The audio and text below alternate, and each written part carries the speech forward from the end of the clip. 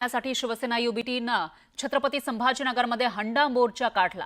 आदित्य ठाकरेंच्या उपस्थितीमध्ये काढण्यात आलेल्या या मोर्चात मोठ्या प्रमाणामध्ये शिवसैनिक उपस्थित होते। तर पाण्यासाठी महिलांनी डोक्यावर हंडा घेऊन आंदोलनात सहभाग घेतला। क्रांती चौक ते गुलमंडी पर्यंत हा मोर्चा काढण्यात आला।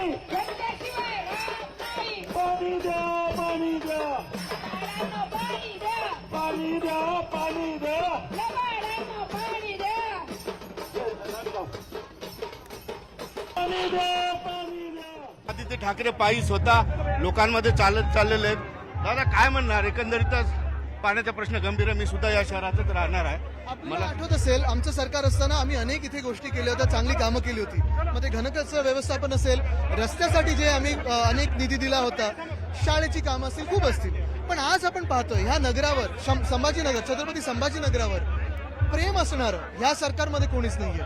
12 दिवसातून एकदा पाणी येतं। ही परिस्थिती कधीही अशा ह्या शहराच्या इतिहासात नव्हती आणि एवढी परिस्थिती बिकट होईल हे कोणालाही वाटलं नव्हतं। पण दुर्दैव असं आहे की सरकारचे डोळेच बंद आहेत। पण जो काय एक महिनाभर आंदोलन चाललेलं आहे, भाजपने सुद्धा आरोप केलाय की त्यांची जी काय ड्रीम प्रोजेक्ट होता, उद्धव ठाकरे साहेबांनी मंजुरी दिली होती, तो तुमच्या कार्यकाळातच रखडला। बघा, आरोप करणारे 10 वर्ष सत्तेत बसलेत, आमची 2.5 वर्ष सोडली तर। आरोप करणारे केंद्र सरकारमध्ये 11 वर्ष बसलेले। आरोप करणारे आमच्यासोबत महानगरपालिकेत होते आणि हेच आरोप करणारे आज देखील सत्तेत बसलेले आहेत। सगळी सत्ता काबीज करून तुम्हाला फक्त आरोप करता येतात का? कामं करता येत नाहीत। हाच मुद्दा आहे। भाजप फक्त आरोप करतं, कामं काही करत नाहीत। परंतु एक साधा नियोजनाचा सगळा प्रश्न घेऊन अंबादास दानवे यांनी कळीचा मुद्दा उभा केलेला आहे, परंतु योजनेला विरोध आहे असं बोलता येते। योजनेला विरोध नाहीच आहे तुमचा। पाणी द्यायला विरोध कोणाचा असेल का? उलटा आम्ही तर रस्त्यावर आलो की पाणी द्या। डिस्ट्रीब्युशन म्हणून मेन मुद्दा आहे। आपण पाहता हाच मुद्दा आहे, पाण्याचाच मुद्दा आहे। असं काऊन आलं? पाणी नाही, आंघोळीला 8 दिवस होईल। 8 दिवस झाले आंघोळीला पाणी नाहीये। आंघोळीला पाणी नाही. योजनेला आंघोळ केली. 8 दिवस झाले आंघोळ नाहीये। 8 दिवस झाले आंघोळ नाहीये। काय म्हणणं आहे तुमचं? काय म्हणणं आहे? नळाला पण पाणी येत नाहीये। नळाला पाणी येत नाही। 8 दिवस झाले आंघोळीला पाणी नाहीये। आंघोळीला पाणी भेटत नाही, आंघोळ करत नाही। नाही, मुक्काच वाढीला राहतो मी। म्हणून काय म्हणणं आहे नेमकं? गेले 15 दिवस झाले पाणी नाहीये, त्यांना आंघोळीला सुद्धा पाणी नाही। त्याच्या प्रतिकात्मक म्हणून तो मोर्चाला सहभागी झालेला आहे। 15 दिवस झाले त्याला आंघोळीला पाणी नाही, असं त्याचं म्हणणं आहे। आपण मोर्चामध्ये अशा गमती सुद्धा झालेल्या आहेत, ज्याचा अर्धवट साबण लावून अंगाला आलेला आहे। त्याचं म्हणणं आहे की 15 दिवसातून पाणी भेटत नाही, त्यामुळं त्याची आंघोळ अर्धी राहिलेली आहे। प्रतिकात्मक जरी असला तरी बऱ्याच अडचणी आहेत पाण्यामुळे।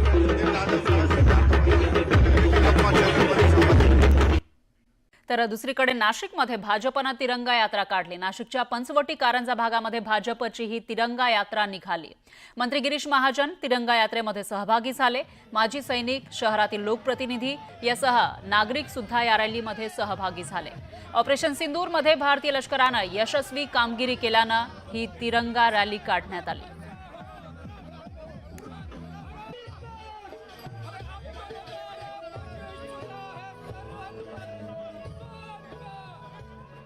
भाजप नेते प्रसाद लाड यांनी संजय राऊतांवर जोरदार टीका केली आहे। शिवसेनेला खड्ड्यात घालण्याचं काम संजय राऊतांनी केलं। त्याचबरोबर सोनिया गांधी आणि राहुल गांधींचे पाय धरले, तर शरद पवारांची भांडी घासतात अशी टीका प्रसाद लाड यांनी राऊतांवर केली।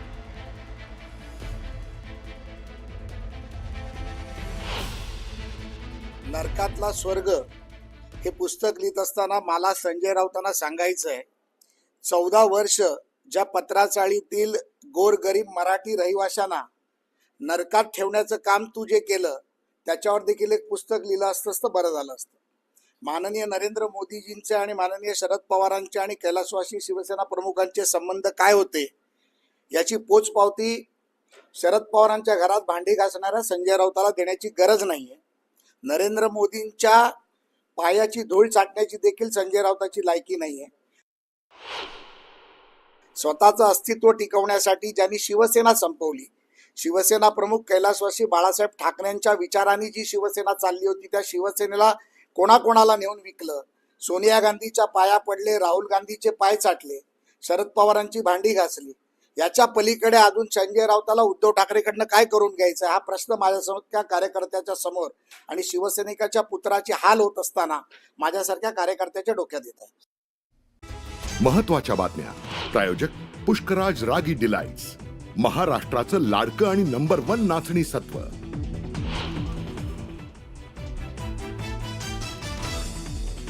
ऑपरेशन सिंदूरमध्ये हवाई संरक्षण दलाची मोठी कामगिरी. पाकिस्तानचे 600 पेक्षा जास्त ड्रोन पाडले.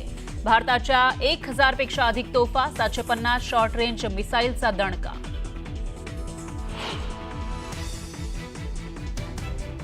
काश्मीर खोऱ्यातील सक्रिय 14 दहशतवाद्यांची ओळख. गुप्तचर यंत्रणांना पटली तर गेल्या 48 तासात 6 दहशतवाद्यांचा खात्मा.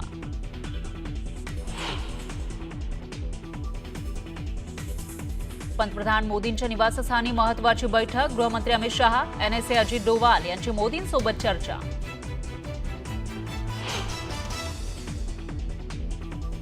ऑपरेशन सिंदूरनं पाकिस्तानला भर दिवसात तारे दाखवले तर पाकिस्तानला आर्थिक मदत म्हणजे दहशतवाद. पाकला आर्थिक मदत करणाऱ्या आयएमएफला राजनाथ सिंग यांचा इशारा.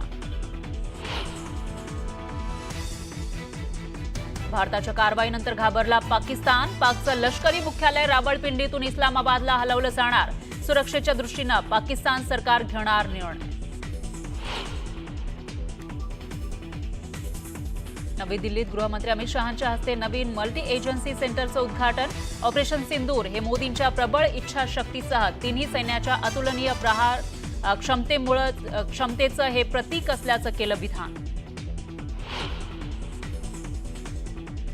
युपीए काळामध्ये शरद पवारांमुळे मोदींची अटक टळली तर खून प्रकरणात अमित शहांना बाळासाहेबांनी वाचवलं. कायद्याच्या चौकटीबाहेर जाऊन बाळासाहेब ठाकरे आणि पवारांनी मदत केली. नरकातला स्वर्ग या पुस्तकातून संजय राऊतांचा गौप्यस्फोट.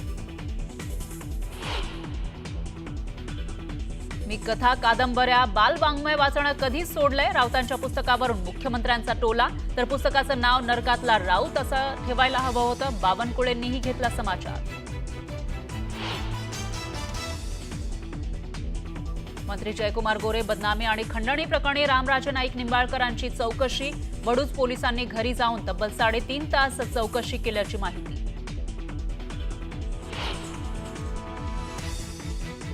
छत्रपती संभाजीनगरमध्ये शिवसेना युबीटीचा हंडा मोर्चा. पाण्यासाठी हंडा डोक्यावर घेऊन महिलांचा आंदोलनात सहभाग. सरकारच्या विरोधात जोरदार घोषणाबाजी. आणि वानखेडे स्टेडियममधील स्टँडला शरद पवारांचं नाव. रोहित शर्मा आणि अजित वाडेकर यांच्या नावाच्या स्टँडची उभारणी तर पवारांचं क्रिकेटमध्ये मोठं योगदान. फडणवीसांकडून गौरवोद्गार. 18 प्रायोजक डिफेन्स करिअर अकॅडमी. युवक युवतींनो, भारतीय सैन्यात घडवा अभिमानास्पद करिअर.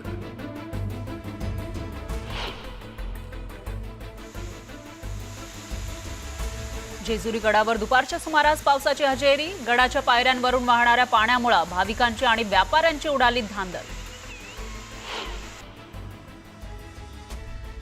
सोलापूरच्या वडजी गावात मुसळधार पावसाची हजेरी. नागरिकांच्या घरात पाणी शिरल्यानं उडाली तारांबळ.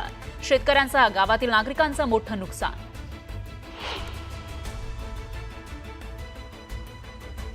सिल्लोड शहरासह तालुक्यात अवकाळी पावसाची हजेरी. मुसळधार पावसामुळे नागरिकांची उडाली तारांबळ.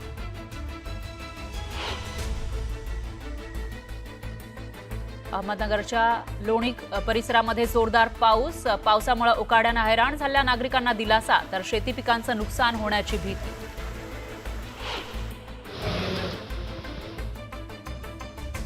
सलग तिसऱ्या दिवशी अकोल्यात पावसाची हजेरी. बाभुळगाव, पळसो, दहिगाव, गावंडे भागाला झोडपलं. नदी नाले ओसंडून वाहण्यास सुरुवात. उन्हाळी पिकांना फटका बसण्याची शक्यता.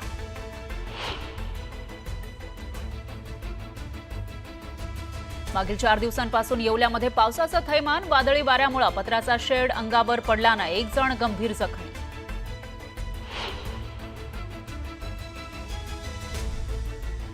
तापमानातील बदलासह अवकाळी पावसामुळे शेतकऱ्यांची चाळीत साठवून ठेवलेल्या हजारो क्विंटल कांदा सडू लागला.